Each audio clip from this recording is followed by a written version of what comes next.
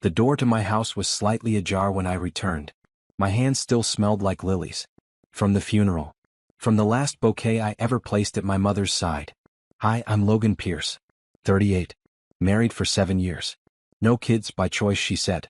My mother passed quietly in her sleep, but not before whispering something that lit a fuse inside me. Checked the second drawer in my desk after the service. Alone. Inside was the deed to 2 farmland properties in North Carolina, and a hidden will. Not only that, a third document. A mansion. Palm Beach. Paid off. All left to me. Only me. I drove home, heart pounding, ready to tell my wife and her family. Maybe, just maybe, this would be the moment we all came together for once. But as I reached for the doorknob, I paused. Laughter. Her voice. Her sister's. Her father's. He's so gullible, she was saying. Mom's gone now, he's got no one left. Then her sister chimed in. Did he believe you when you said you'd stay with him no matter what? More laughter. I didn't open the door. I took one step back. And in that moment, everything changed. I stood outside my own house like a stranger. Inside they were still laughing. Loud. Careless. My name came up again, this time with a sneer I'd never heard from her before. Once he signs over the house refinance, her father said, we'll be done babysitting his broke ass. You'll file, we'll split it clean. Then a clink of glasses. Celebrating. My fingers curled tight around the will in my coat pocket. They didn't know about it. Not yet. And suddenly, they didn't deserve to. So I walked away. Drove to the old diner off Route 9 where Mom used to take me when life felt too heavy. I slid into a corner booth, pulled out the documents and stared at my mother's signature. She had known. She knew what kind of people I was living with. And she trusted me, not them, with everything. That night I didn't go home. I booked a motel room under a different name.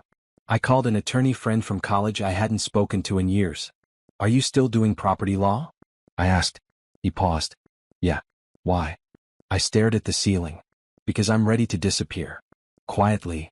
At 6 a.m., I sat with steam curling from my coffee cup and papers spread across the motel desk. 2 farms. A coastal mansion. And a will with one condition I hadn't seen before. Do not let them take what they never valued. Mom had handwritten that part. A warning dressed as wisdom. My phone buzzed. 17 missed calls from my wife. A voicemail. Logan, where are you? You just vanished? We need to talk. Dad said we can fix this if you just stop being dramatic. I didn't reply. Instead, I sent a short email to the family accountant, someone who'd always respected my mother. Effective immediately, freeze all remaining shared assets. Legal review pending. Logan Pierce. I also attached the scanned will, the land records, and a confidential retainer letter from my attorney. By 8 a.m. the group chat lit up. Her, what is this? Her sister, Logan, seriously? We had a deal. Her father, you think you can pull this off quietly? I didn't reply. Instead, I rented a car and drove south. To the mansion in Palm Beach. Because I wanted to see it with my own eyes, before they did. The gates to the mansion were rusted, but the property itself stood like a forgotten movie set, ivy draped across white columns, palms swaying like silent guards. I stepped inside. The air smelled like old citrus and memory. My mother had lived here once, long before I was born. That's what the caretaker told me, an older man named Ramon who'd been on the land longer than the foundation itself. She used to play piano in that room, he said, pointing to a sunroom with faded wallpaper and dust-covered keys. I walked through slowly, absorbing the quiet luxury my mother had kept hidden from the world, and from me. In the study I found a safe. Inside, title deeds, photographs, and a sealed envelope with my name. Logan. My hands trembled. Inside the letter, her words. This is yours not just by blood but by integrity. If they try to come for it, let them. You don't need to fight. You only need to reveal. Reveal. I sat back in the leather chair and finally understood. She'd left me more than property. She'd left me the power to end this entire game, without ever raising my voice. I stayed in the mansion that night. No noise. No lies. Just silence, the kind that lets your mind reset. By morning I'd made my decision. At exactly 9:01 a.m., I uploaded a single file to the cloud.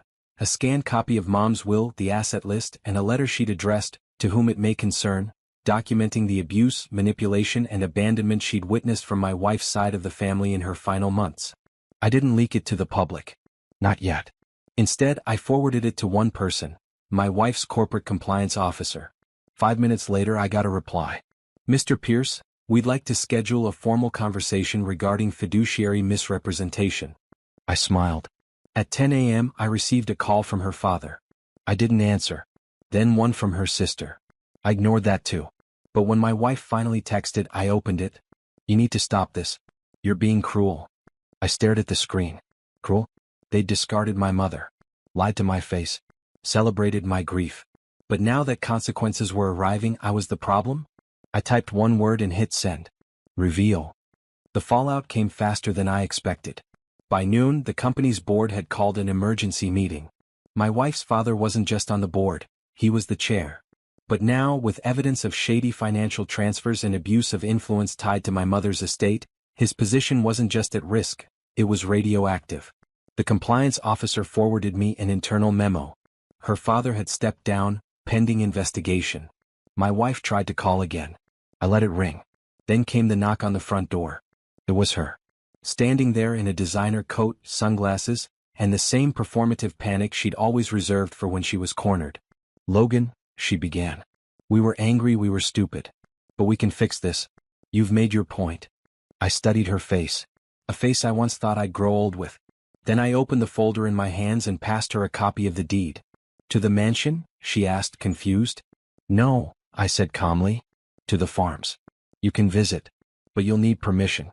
They're being converted into a grief therapy foundation, for people who know what real loss is. She didn't say anything at first. Just stared at the folder like it was written in another language. Her confidence cracked, not loudly but in the quiet way people crumble when control slips through their fingers. You're being cold, she finally whispered. This isn't you. No, I said. This is me when I stop pretending.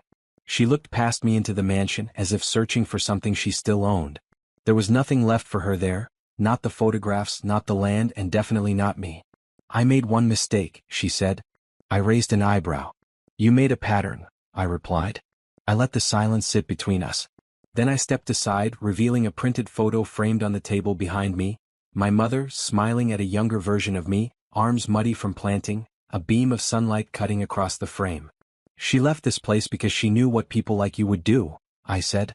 But she trusted I'd know when it was time to reclaim it. I stepped forward. This isn't revenge.